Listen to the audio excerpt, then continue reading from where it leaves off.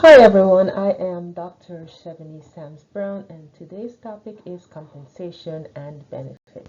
So let's start with our objectives. At the end of this lesson, you'll be able to define key compensation and benefits concepts, as well as identify several compensation systems, evaluate factors influencing compensation and benefits decisions, and assess the differences between the types of compensation. When we look at compensation, we're looking at if whether or not they are mandated or voluntary. When we talk about mandated compensation, we're thinking that companies are required, they must provide these by law, right? Like minimum wage and overtime pay and others that you'll see along the line. So, in terms of the voluntary provided compensation and benefits, just as the name says, it's voluntary, right? Or they're provided voluntarily by companies, and we see things like health insurance, some of the time off that we get, or the time off that we get, retirement savings, etc. So, if we are saying that we want the brightest and the best and the most diverse in our organizations, then these are the things that we are doing to attract and retain these kinds of employees. So we talked about mandated compensation. Now we're going to look at mandated benefits. So some of the mandated ones, the compulsory ones, we have to do them as an organization, are Social Security, Medicare, unemployment insurance, workers' comp, and of course, COBRA, not the snake, but I think you remember it if we use a snake, okay? Now, COBRA means Consolidated Omnibus Budget Reconciliation Act. Is the law, and it allows employees to keep their jobs up to 18 months from the last day they worked. Okay? With workers' compensation, it provides medical care and compensation to employees who are injured on the job. And of course, we know about Social Security and Medicare. Social Security provides retirement benefits to us when we're retired, and of course, survivor benefits to children, spouses, and Medicare, persons 65 years or older, and certainly younger people with disabilities, they do get Medicare. And of course, unemployment insurance, which I've heard after you've put in so much into this, when it's time for you to reap the rewards because you're unemployed, then you cannot. Okay? But if you lose your job through no fault of your own, so if you walk off the job, you don't qualify for it, right? But if you are unemployed and it was no fault of your own, then it's temporary income. So you save for this, right? Voluntary benefits, so just in the same way we have mandated and voluntary compensation, we also have voluntary benefits, right? So incentive pay, medical insurance, and we talk about medical insurance. Two examples are HMOs and PPOs, right? The HMOs are health maintenance organizations, and they require the primary care physician, right, to be very involved in this. Usually get lower costs as compared to the PPO, where the costs are higher. And of course, there are also government plans, which are Medicare and Medicaid. Now, with incentive pay, we're looking at examples like commissions, bonuses, merit pay, profit sharing. The company does well, you get a part of that, right? And merit pay for performance.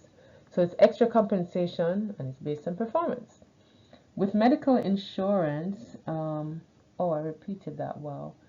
So we talked about that already. Now, there's also what is known as a 401k, which is retirement savings. And that's another thing that we don't say anymore is pensions, right? Just that we don't talk about personnel, the personnel department, right? The language has changed. Some people still use it, and it's not a bad thing if you do, but just to, you want to talk in the current lingo, right?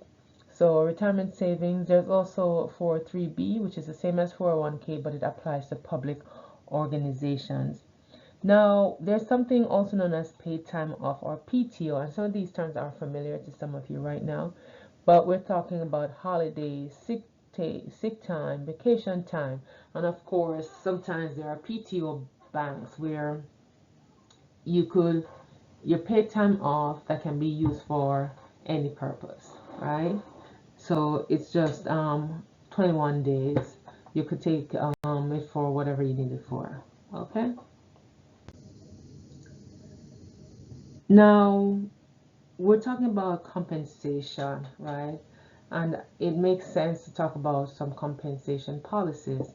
And on the screen, you're looking at 5 compensation policies, which is pay based on location, or listed as um, factors determining raises. So policies are based on these things, right? Pay scale versus negotiated pay, right?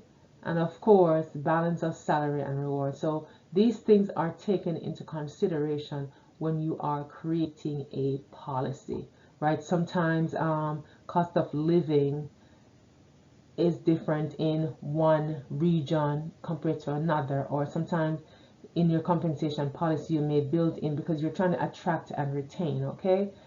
And you're trying to say, okay, the best company you should work for, even if you're not, but yes. But you're you offer something like traveling expenses or moving expenses. So you want that person to come to you, to come to your job, and it's more attractive, makes your job more attractive. Types of pay systems, that was one of the objectives we said that we would accomplish. And we're looking at job evaluation, sometimes known as job classification, but I've just separated them here. There's job ranking, where the jobs are ranked or ordered based on their importance or value to the organization, right? So you have top level jobs because that you're focusing on persons with conceptual skills, right? So they may be at the top level because they're the big thinkers and decision makers, etc., to the filters down to the lowest level where they're doing a lot of the manual work. We also have what is known as point factor that we use to determine a pay system. So in this one, we're looking at compensable factors like skills and responsibilities, right? And we place certain points. So I have an example of that in the next slide. There's the Hay method. They're big on compensation, and consideration is given to knowledge required to do the job, your problem solving skills, job challenges, and of course accountability. Then we're looking at things like management fit, skills based paid, right, where we're paying for mastery of skills. So that is why an artist may get so much money or no money, right? We're looking at competency based pay. Once again, your demonstrated knowledge, skills, and behavior. So doctoral persons with doctorate, their pay may be much higher than a person with a master's, because the higher you go, then your pay range changes as well. There's also broad banding, where they have pay grades, and especially because some of these pay grades are narrow, so they narrow them down into fewer. They put them in the broad bands, and there are ranges in there. So it's narrowing or consolidating those narrow pay grades into broader bands. And then there's variable pay linked to profit. So how amount the company makes, you may get this or may get that, and some other metrics. Now let's look at a point factor example, point factor system example, right?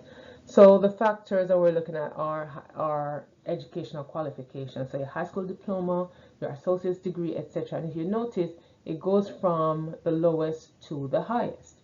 Now weights are given for each factor, and points are associated with these weights, right? So if you have a high school diploma, then weight is 1 compared to a person with a master's degree, or let's say a bachelor's associate. And if you notice, a 0.5 difference, right? But if you're comparing like a high school diploma to the doctoral degree, you see the big difference there. Okay, so points are assigned and weights are given, and of course we make the determinations from there. Some quick key questions to address when we're talking about compensation. So we're looking at one factor, which is fair pay, and we're asking the question, is compensation fair compared to the market rates and employee contributions? Sometimes the answer is going to be no. We're looking also at retention. Is it competitive enough to retain top talent? That's why people move. Sometimes they follow that money, right, to wherever it is, right? A lot of doctoral candidates, right, they're in one state, but the job that they require or the pay that they're looking for is in another state, so it requires moving. We're looking at legal compliance. Does the compensation comply with legal requirements? Let's make sure it does. And of course, job importance. Does compensation accurately reflect job responsibilities and importance? So you don't have a CEO making what a director is making, unless it's a very small company, that kind of thing. You're comparing them to larger companies. But no, their job is apparently more important than the lower level manager's job. And of course, manager buy-in and adaptability. Can this compensation accommodate the cost of living increases or market changes, right, and business needs? Okay, moving on to some considerations that you that you that you implement as you look at compensation, right? You want to consider ensuring that you are paying enough or you're providing enough benefits that can attract qualified candidates for open positions, right? And also when you look at recruitment, also you're looking at, and when we say attract qualified candidates, that's where we jump back into the social justice aspect of it, because you're not only implying that it's only one class of people or one race of people or people from a certain place, right, are attractive or are qualified for the job, right?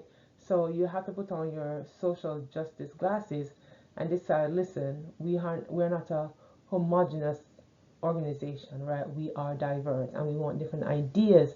And as we recruit, we want to consider that if we're paying this group this amount of money, then this group, as long as they're qualified, they too are attractive enough for these open positions. We want to look at retention. What amount is needed to retain? What is fair pay, fair compensation?